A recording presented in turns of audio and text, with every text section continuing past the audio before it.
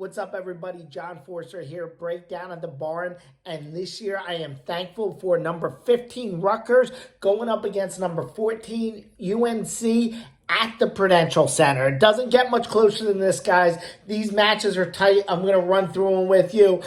First off, 125, we got D-Shaw going against Spencer Moore. Spencer Moore's tough, 6-5 on the year. D-Shaw's been rolling. He's been I think he's 5-0. I see him getting this win. Next up, battle of rank, guys. We got Sammy Alvarez versus number 17, Jamie Hernandez. This is going to be a tough bout for Alvarez. Alvarez fell in the rankings. He's now number 24 by Flow. I think they're really putting too much emphasis on that 10-second headlock that he got pinned in. His wrestling throughout this year and last year shows he's still a top 10 guy. I think Alvarez is taking that one. Next up, we got 141 Seabass. You know, Seabass needs to come very game for this one. He has a tough opponent, Kisson Clark. He is the ACC Athlete of the Week this week. He took off Chad Redd from Nebraska, who's a multiple-time All-American. This is going to be a tough bout. 12 versus number 3. I think Seabass gets it done. We've seen what Seabass done throughout his career. I don't have no doubt Seabass is going to get this done. Next, we got MVP. Mike Van Brill is 5-0 for the year. He's going against Zach Sherman, an All-American, placed 7th last year. These are the matches that we want to see Mike Van Brill in. These are the matches that we want to see Mike Van Brill win. This is a toss-up bout, in my opinion. These two guys are very close. I'd like to see Mike Van Brill take this one.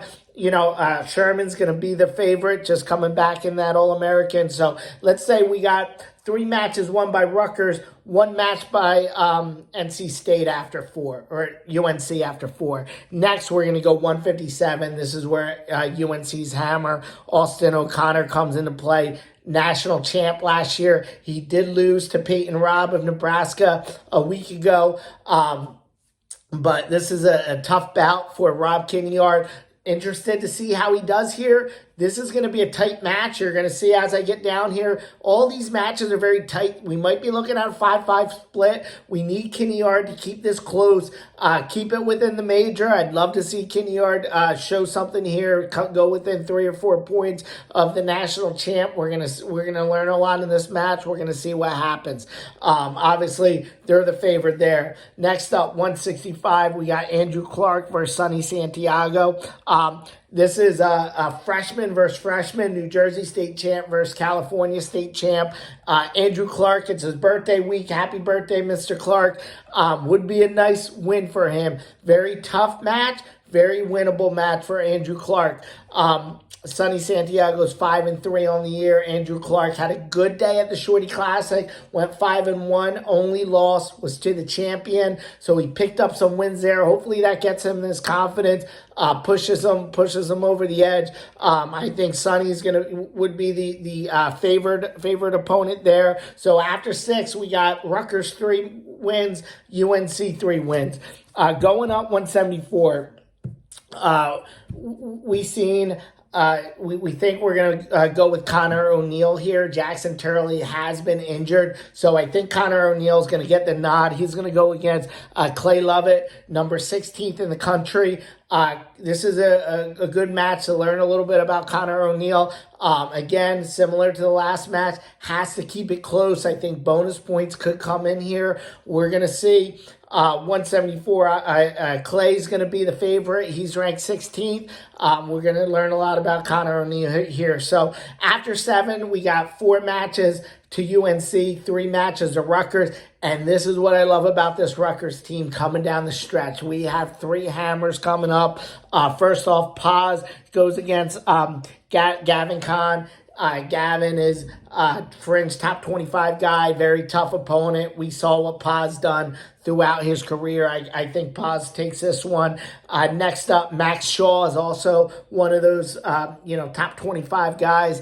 Goes against Greg Bulzak. Bulzak's number 16th. This guy has been impressive. I think he's going to take care of business in this match. Then we get Boone McDermott going against Brandon Whitman. Brandon Whitman's 2-2 on the year. Again, faced some tough competition competition there. But I see Boone taking him out. So I do see Rutgers getting 6 in here. Maybe it's not the 6 that I say. They might lose one that I'm thinking they're gonna win, or win one they're thinking they're gonna lose. I do see Rutgers, if they wrestle to their ability, taking 6 matches here, going ahead of UNC. So I'm excited for this one. Also, Hofstra. Rutgers should have the big edge on Hofstra, should win 7 or 8 matches, I'd say. Some ones to look out for. They got a really tough 157-pounder, Greg Gruxillo. That's going to be a good match going against Kinneard. This is a match Kinneard needs to win to get those wins for the end of the year, to get that bid to nationals. I think he takes him out. 165, another good match for Andy Clark. Andy Clark has 2 tough matches today, similar to when he went down south. Very tough matches, but very winnable matches. I'm hoping Clark gets 1 or 2 victories. He goes against Rich Stam, 165-pounder, a senior, 6-year senior, actually took 3rd in the Journeyman a little while ago, so that's going to be interesting. Charles Small at 184 is tough for Hofstra. He goes against Paz. Paz needs to bring his A game to this today. It's no gimmies going to him, but we saw what Paz done against everybody else, and we'll see what happens here. And I'm real excited about this heavyweight bout. Number 23, Zachary Ward. I want to see Boone in there against these ranked guys. I think he's going to be climbing the rankings. I'm excited to see this match. Anyway, see you at the Prudential Center. Let's go Rutgers. Relentless pursuit, baby.